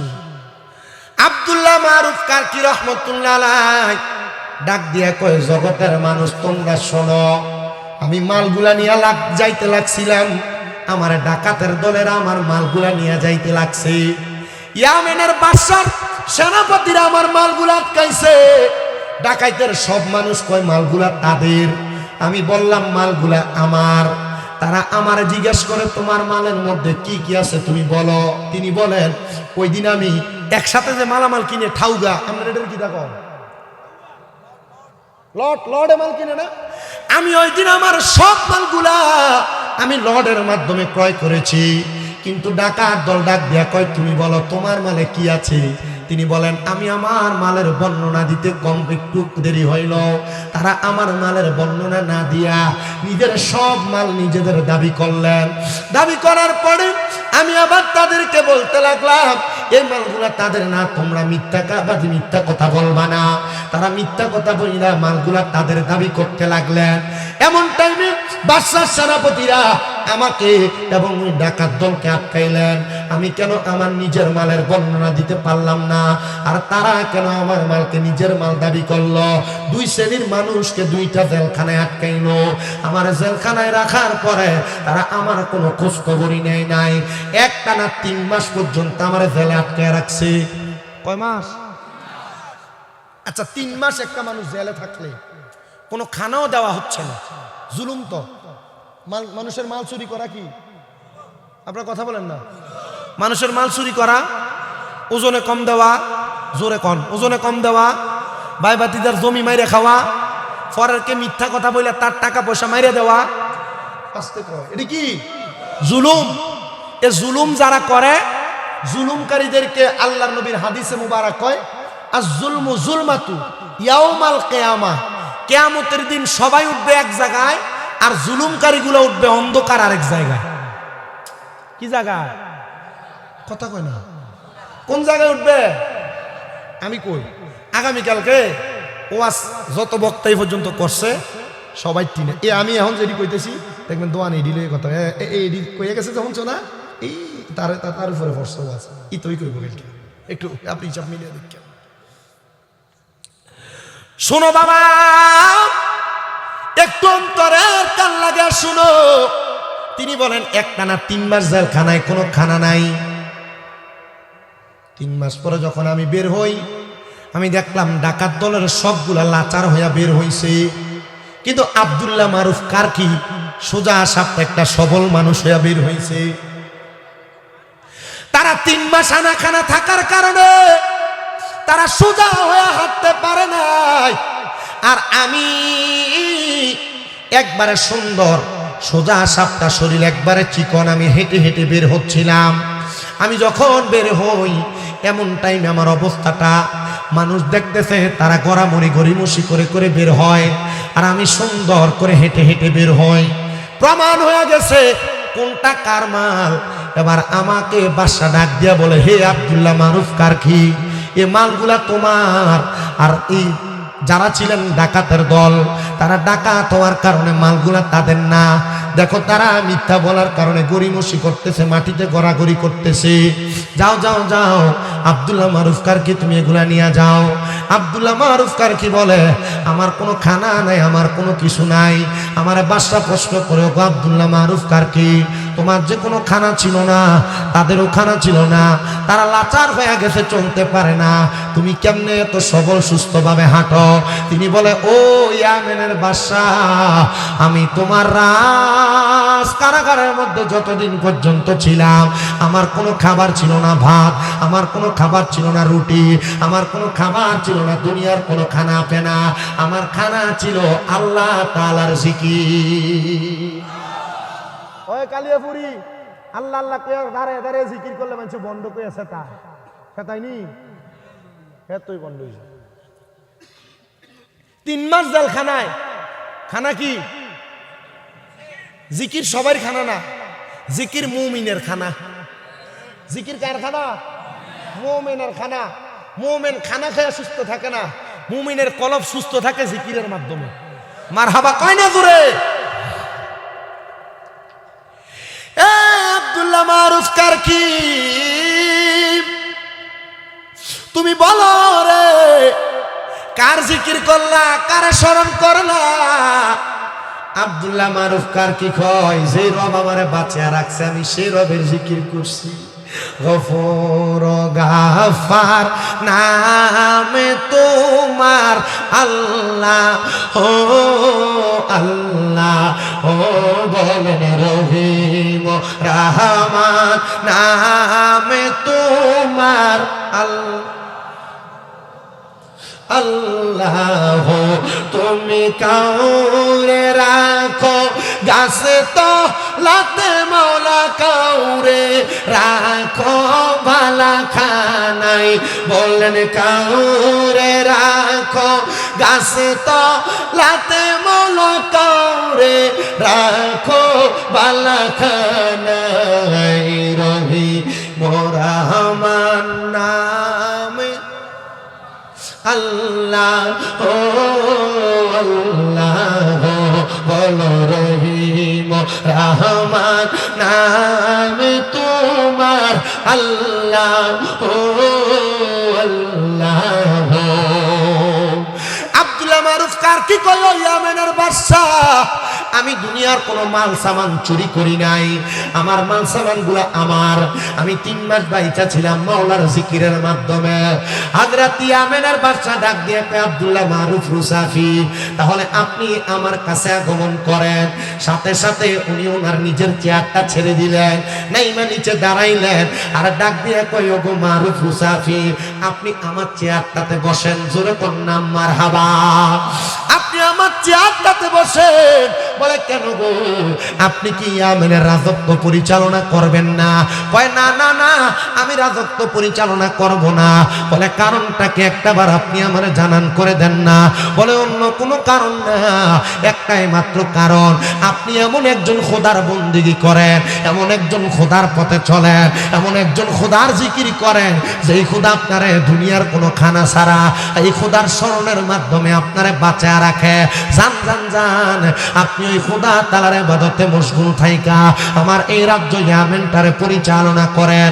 আব্দুল্লাহ মারুফ কারকি ডাক দিয়ে কই, জগতের মানুষ, আমি বললাম আমি এক সপ্তাহে আপনার সম্পদ নিতে পারি, এই সম্পদ আপনি আমারে দিবেন না, আপনার এলাকার কোন গরিব মানুষকে দান করবেন। বলে, ঠিক আছে হুজুর, আপনি যা বলবেন আমি আপনার কথাগুলো শুনবো।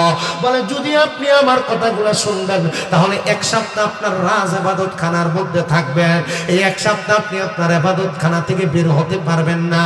আমি যেমনি ইবাদত করি আপনি তেমনি ইবাদত করবেন, আমি যেমনি নামাজ পড়ি আপনি তেমনি নামাজ পড়বেন, আমি যেমনি জিকির করি আপনি তেমনি জিকির করবেন, আমি যেমনি ওযু করি আপনি তেমন ওযু করবেন, আমি যেমনি ঘুমাই আপনি তেমনি ঘুমাইবেন। ও বাবা, তরিকতের মধ্যে 2টা জায়গা আছে, একটা হলো ফানা ফিল্লার, একটা বাঁকা বিল্লা। বাঁকা বিল্লা অনেক উপরের মাকাম, ফানা ফিল্লার মধ্যে 2 মাকাম। বলতাম ফানা ফিল্লাহ দুই প্রকার, একটা ফানা ফিস শাইখ আর একটা ফানা ফির রাসূল। ফানা ফিস শাইখ আবার দুই প্রকার, একটা হলো সুরতে ফানা আর একটা হলো সিরতে ফানা। আপনি যেই তরিকতের পীরের হাতে হাত রেখে বায়াত গ্রহণ করেছেন, ওই পীর যেমন ভাবে দাড়ি রাখে, ওই পীর যেমন ভাবে নামাজ পড়ে, ওই পীরের মতো নামাজ পড়া রোজা রেখে আপনি ইবাদত করলে আপনি হয়ে যাবেন সিরতে ফানা। মানে পীর যেমন ভাবে চলে আপনি তেমন ভাবে চলে, এটারে বলে সিরতে ফানা। আর আপনারা যেই পীরের হাতে হাত রেখে বায়াত গ্রহণ করেছেন, আপনার পীর যেমন পাঞ্জাবি পরে, পীর যেমন পাগড়ি পরে, পীর যেমন টুপি পরে, মাথার মধ্যে যেমন দাড়ি রাখে, এমন ভাবে দাড়ি টুপি পাঞ্জাবি পাগড়ি গুলা ধারণ করে, এটারে কয় সুরতে ফানা। কি ফানা? এটা কার টুপি? জোরে কর না বেটা, এটা কার টুপি? কালিয়াফুরি। এই যে মাজিউন নবীর টুপি লেখা, এটা কোন দরবারের? জোরে কও না বেটা। এটা লইয়া ফেটাফিটি এলাকায় আসেনি কোনো? না, সাবধান। ঈদে মাজিউন নবী সাল্লাল্লাহু আলাইহি সাল্লাম, ঈদ খুশি। মাজিউন নবী, মাজিউন শব্দের অর্থ আগমন করা, আর নবী মানে নবী। ঈদে মাজিউন নবী মানে হলো নবীর আগমনের খুশি। মারহাবা, মারহাবা জোরে কইলেন না? আর ঈদে মিলাদুন নবী, নবীর জন্মের খুশি, নবীর জন্মের মাধ্যমে নবীর সবচেয়ে বড় আগমন। আলহামদুলিল্লাহ, এজন্য শাহপুর দরবার পালন করে। এটা নিয়ে দ্বন্দ্ব মারামারির দরকার নাই। আমি আপনাদেরকে বলতেছিলাম সুরতে ফানার কথা। পীরের সুরতে সুরত ধারণ করা, এটা হলো সুরতে ফানা। আর পীরের সিরতে সিরত ধারণ করা, এটা হলো সিরতে ফানা। এই সুরত আর সিরত মিলায়া যখন কোনো মানুষ একটা সুরত ধারণ করে, তখন সে ফানাফি শায়েখের পর্যায়ে চলে যায়। ফানাফি শায়েখ অর্জন করার মাধ্যমে ওই মানুষটা ফানাফির রাসূল অর্জন করে। মানে সে চোখ বন্ধ করলে রাসূল দেখতে পায়। আমরা রাসূল দেখতে পারি কিনা আমরা জানি না, তবে আমাদের অন্তরের মধ্যে একটা আশা, একটা আকাঙ্ক্ষা থাকা লাগবে। আমরা মরার আগে একবার হলো রাসূল দেখব, আর নচেত মরার পরে আমাদেরকে কবরে আমার রাসূল আমাদেরকে তরিয়া কল মোবারকে নিব। কথা কোন না ঠিক কিনা? আব্দুল্লাহ মারুফ রুখকার কি বলেন? এই আমেনের বাদশা, আপনি আমার সঙ্গে একই ঘরের মধ্যে থাকবেন। উনি 1 সপ্তাহ পর্যন্ত থাকতে লাগলেন। এবার 1 সপ্তাহ পরে ওনাকে ছুটি দিলেন, সাপ দিলেন, যান যান যান। এবার আপনি আপনার এলাকার সবচাইতে রাস্তার যে মোড় আছে, ওই মোড়ের মধ্যে দাঁড়ায়া যেই মানুষটারে আপনার পছন্দ হবে, ওই মানুষটারে আপনি আপনার রাজ্য দান করে দেন, আমার অসুবিধা নেই। আর আমারে আপনারে যদি বলা হইতো যে আপনারে একটা বাড়ি দেওয়া হবে, আপনি আপনার ইমানটা বেচা দেন, আপনার একটা বাড়ি দেওয়া হইব, আপনি এখান থেকে বুর উপর হাত বেঁধে নামাজ পড়েন। আপনার যদি কয়া হয় আপনার একটা জায়গা দেওয়া হইব, এ ফোলা ফাইন এখন থেকে নামাজ যখন পড়বা, এই তারাবির নামাজ 8 রাকাত পড়ে বাইরে চলে বা 40 দিন তারাবির নামাজ 8 রাকাত পড়লে তোমার একটা সাইকেল দেওয়া হইব। আমরা ফোলাই নেটি বেচছিলাম, সাইকেলের ফাগল হইয়া, বইয়ের ফাগল হইয়া, নতুন নতুন কিছু হাদিয়া দিলে এটির ফাগল হইয়া ইমানটারে বেচছালা। আর আমরা বাপ দাদারা দিয়ে চলে 20 টাকার তারাবির নামাজ পড়ছে, এটা বলে নাজ হয়, এটা বলে কোরআন হাদিসে নাই। কই পাইছেন এটি? মক্কা মদিনা কয় রাখা তো 20 টাকা। আরে কি সুন্দর কয় বাতিজা, মক্কা মদিনা তুই এটা দেখেছো নি? তুমি যে মদিনা থেকেছো, তো মদিনা আর মক্কা এলাকায় যে সৌদি আরব এখানে সিনেমা হল বানাইছে, তুমিও বানাও বাতেশ্বর একটা সিনেমা হল। কথা কয় না? মক্কা মদিনার দিয়ে দলিল দাও, মক্কা মদিনার দিয়ে সুন্দর সুন্দর কথা কইতেছ। মক্কা মদিনা এইটা নাই ওইটা নাই, তো সৌদি আরবের জেদ্দাতে কত সুন্দর মদের বার বানাইছে, সৌদির ফলা ফাইন্ডে খাবাই লাগা, তো তুমিও মদের বার বানাই দাও বাতেশ্বরে। খালি মক্কায় আছে মদিনায় আছে, বেডিয়ে তেরে গাড়ি লাইসেন্স দিছে, তো তুমিও দাও না, তোমার বেডি অটো চালা। শয়তান। মক্কা মদিনা ডাইরেক্ট দলিল না, মক্কা মদিনা ইমানের জায়গা। মক্কায় যাবেন হজ করতে, মদিনায় যাবেন জিয়ারত করতে, দেখেন না মতোয়া হে পুলিশের চাকরি করে, হে হাত ধরে ফিরিয়ে দেয়, হেদিকে হেদিকে। কি আল্লাহ? আল্লাহ পূব দিকে নাই, আল্লাহ পশ্চিমে নাই, আল্লাহ উত্তরে নাই, আল্লাহ দক্ষিণে নাই, তো কি লেগা এদিক থেকে ফিরিয়ে দেয়? আপনি বুঝতে হবে মক্কা মদিনার ভিতরে শুধু তারা থাকলে তারাই যে একবারে বালা আলেমেদিন হয়ে যাবে, বিষয়টা এমন না। এরা নজদিদের দালাল। কাদের দালাল? হাদিসে মুবারাকা বলতেছে মদিনা শরীফে ডাবল বরকত, মক্কাতুল মুকাররমায় যে বরকত, মদিনাতুল মুনাওয়ারায় ডাবল বরকত। তা আপনি ডাবল বরকত নিতে চান না? আপনার কেউ ফিরিয়ে দিলে আমি দেখছি না, আমি দেখছি আপনি আমারে একটা সময় আহলে সুন্নাত ওয়াল জামাতের সুন্নি ছাড়া, আমরা যারা গরম সুন্নি ছাড়া সবাই ঘৃণা করত। এখন আমারে কমি কন এরাও খুব মহাব্বত করে। এদের দলের বাতিল ফেরকাসের মহব্বত করে। হুজুর কারণটা কি? তা মহব্বত কেন করে? জি না, আমি গালাগালি করি না, আল্লাহর কসম আমি গালাগালি করি না। কেন করি না? সবাই যদি গাইল দেয় তো ডাইককে আনবো কোনটা?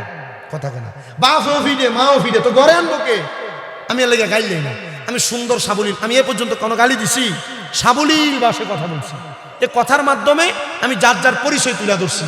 কিন্তু আমি যে দেখছি মদিনাতুল মুনাওয়ারায় বাবু সালাম দিয়ে ঢুকে সালাম দিয়ে বাইর হইয়া হযরত ওমর রাদিয়াল্লাহু তাআলা আনহুর মাকবারাটা যে জায়গায় ওনারা শহীদ করা হয়েছিল, এদিকে দাঁড়ায়া তিনজন কওমি আলেম আল্লাহ রাসূলের রওজার দিকে ফিরা ফিরা মুনাজাত করতেছে।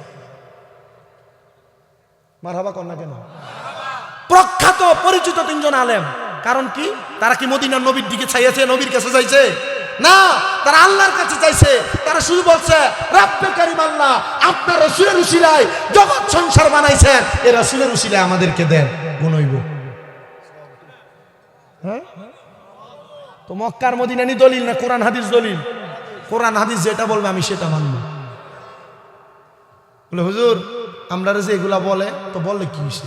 তার মানে আপনার বাপ দাদা ভুল করে গেছে? বলে হুজুর বাপ দাদারটা দিয়ে তো ইসলাম চলে না, ইসলাম কোরআন সুন্নাহ দিয়ে চলে। তো চলেন না, আপনি যেহেতু মানুষকে এভাবে বুঝান, কোরআন সুন্নাহ দিয়ে তো বসাইতে চান, সুন্নি তো উলামায়ে কেরামের অভাব নাই, বেশি দূর যাওয়ার দরকার নাই। বরুরা আলিয়ার থেকে দুইজন মুহাদ্দিসের না বহায়া দিয়ে ঠনঠনানি বন্ধ হয়ে যাবে। মুসলমান শুনো, হযরত আব্দুল্লাহ মারুফ কারকি রাহমাতুল্লাহ আলাইহি বলেন, আমি আবার তারে ডাক দিলাম, যাও তোমার এলাকার রাস্তার সামনে যায়া যেটা তোমার পছন্দ হবে ওই ব্যক্তিরে তোমার সম্পদ দিয়া দাও। আর আমরা টাকার পাগল, পয়সার পাগল, সম্পদের পাগল, নারীর পাগল, বাড়ির পাগল। উনি বলে আমি 7 দিন পরে বের হইলাম, যাইয়া ইয়ামেনের 4 রাস্তার মোড়ে দাঁড়াইলাম। আমি যাইয়া কোনো মানুষ দেখি না। ডাইনে তাকাইলো দেখি কুকুরের মুখ দেখা যায়, বামে তাকাইলো দেখি কুকুরের মুখ দেখা যায়, পেছনে তাকাইলো দেখি কুকুরের মুখ দেখা যায়, সামনে তাকাইলো দেখি কুকুরের মুখ দেখা যায়। আমি একটা মানুষও দেখলাম না, আমি দেখলাম একটা পাগল মানুষ, যার চুলগুলা এলোমেলো, দাড়িগুলা জট লাগা। আমি তার দিকে তাকাইলাম আর দেখলাম সে বয়া বয়া কি যেন ফটফট করে শোনে, কি যেন পটপট করে বলে। আমি আমার কান্ডা তার মুখের সাথে লাগাইতে আর মনে নাই। আমি চইলা গেলাম আব্দুল্লাহ মারুফ কারকির কাছে। আপনার কাছে আমার একটা আবেদন গো হুজুর, আপনি আমার আবেদনটা রাখেন না। বলে কি আবেদন? বলে আমি তো আমার এলাকার 4 রাস্তার মোড়ে গেলাম, আমি যাইয়া কোনো মানুষ দেখলাম না। অন্যদিন এই জায়গার মধ্যে মানুষ আর মানুষ, মানুষ আর মানুষ, মানুষ আর মানুষ দেখা যায়। হুজুর আজকে কোনো মানুষ নাই। হুজুর ডাক দিয়া কয় বাদশা তুমি বলো না তুমি কি কোনো মানুষ দেখো নাই? বলে হুজুর হ্যাঁ, একটা পাগল দেখছি যে গাছের নিচে বয়া বয়া কি যেন ফটতাছে। কই বয়া বয়া পড়ে? গাছের নিচে বইয়া। হুজুর কয় মানুষ কি দেখো নাই? হুজুর কয় আরেকবার যায় আসো। এবার যায় দেখে হুজুর আব্দুল্লাহ মারুফ কারকির কথা মোতাবেক মানুষের অভাব নাই, কিন্তু গাছের নিচে পাগলটা ঠিকই বসা। আবার দূরে এসে হুজুর এখন তো মানুষের অভাব নাই, কারে দিতাম? হুজুর কয় আবার যাও, তবে পাগল পটপট করে কি পরে এটা একটু শুইনা আসো। পাগল ফটফট করে কি পরে এটা একটু শুইনা আসো। আবার ইয়ামেনের বাদশা গেছে, যায় দেখে আর মানুষ দেখা যায় না, যা দেখে সব কুকুরের মুখ। কার মুখ? সব কুকুরের মতো। মানুষ দেখে অবয়ব ঠিক আছে, কিন্তু চেহারাটা একবারে কুকুরের মতো। শুধু মানুষের চেহারা আছে গাছের নিচে বইয়া, চুলটি জটলা, দাড়িটিও আটকানো আটকানো, শরীরে জামা কাপড়টি একবারে ময়লা। এ মানুষটা কি যেন পটপট পটপট করে পড়তাছে। ইয়ামেনের বাদশা কয় আমি আমার কান্ডা ওনার কানের মুখের লগে লাগাইলাম, আমি ওনার মুখ থেকে শুনতে পাইলাম উনি শুধু বলতেছে মান আরাফা নাফসাহু ফাকাত আরাফা রাব্বাহু, মান আরাফা নাফসাহু ফাকাত আরাফা রাব্বাহু। উনি শুধু এই কথা বলতাছে।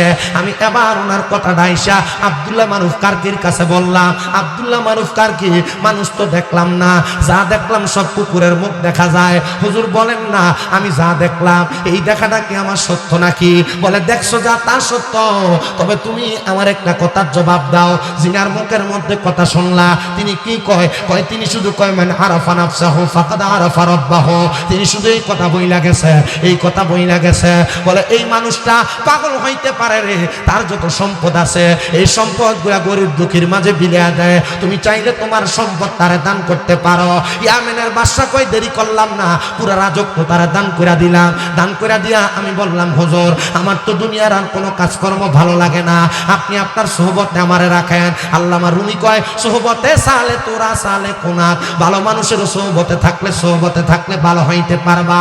এবার ইয়ামেনের বাদশা আব্দুল্লাহ মারুফ কারকির খেদমতে এতদিন ছিল বাদশা, এখন হয়েছে চাকর। মারহাবা।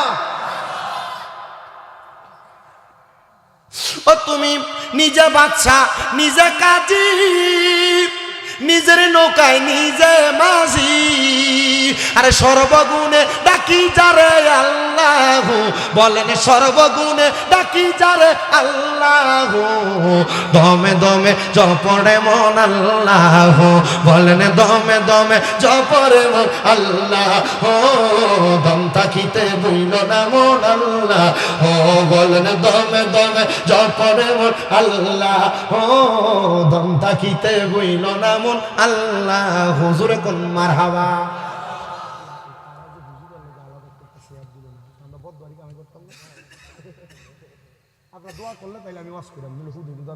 মোটামুটি আলেম ওলামা আছে না, ওনারা থাকলে আমার কাছে কেমন জানি লাগে, মনে হয় যে একটু আদব।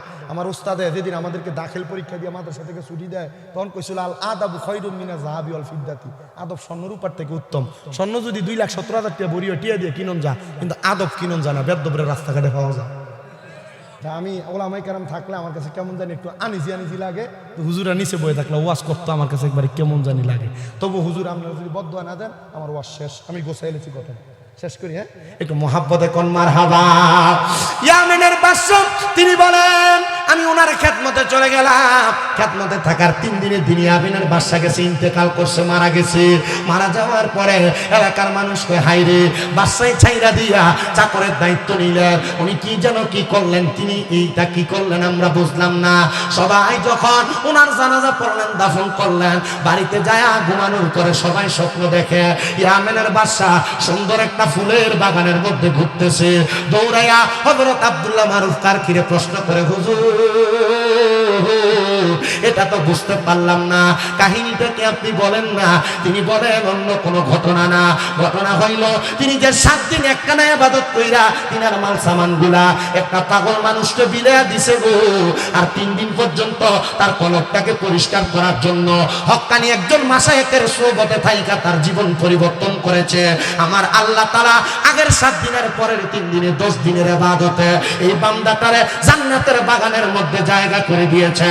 এই জন্য আমি আমার বাতেশ্বর এলাকা, এই মহেশপুকুরি এলাকা, পদুয়ারপাড় এলাকা, বড়ুয়া এলাকার যত মানুষ আমার বয়ান শ্রবণ করেছেন, আপনাদের সবার কাছে বলবো রে বাবা, জীবনে যা কিছু করেন আর না করেন, আপনি জায়গার মধ্যে থাইকা আল্লাহ এবং তার রাসূলের মুহাব্বত নিয়া যে কোনো একজন হক্কানি রাব্বানি পীর মাশায়েখের হাতে হাত দিয়া বায়াত গ্রহণ কইরা তরিকতের সাধন ভোজন শিখা আপনি কবরে যান, দেখবেন ওই ইয়ামেনের বাদশার মতো আমার আল্লাহ তাআলা ওলিদের সোহবতের কারণে আপনারেও ওলি বানাইবো, আপনারেও জান্নাতি বানাইবো। এবার আপনারা বলেন, ওই আল্লাহর এমন ক্ষমতা আছে না নাই? এই বিশ্বাস কার কার আছে? ডান হাত তুলে আমার আল্লাহরে দেখায়। ফেরেশতা কি সালামি দেনে ওয়ালে ফৌজ পরতি থি জনাব সৈয়দা হযরত মা আমিনা।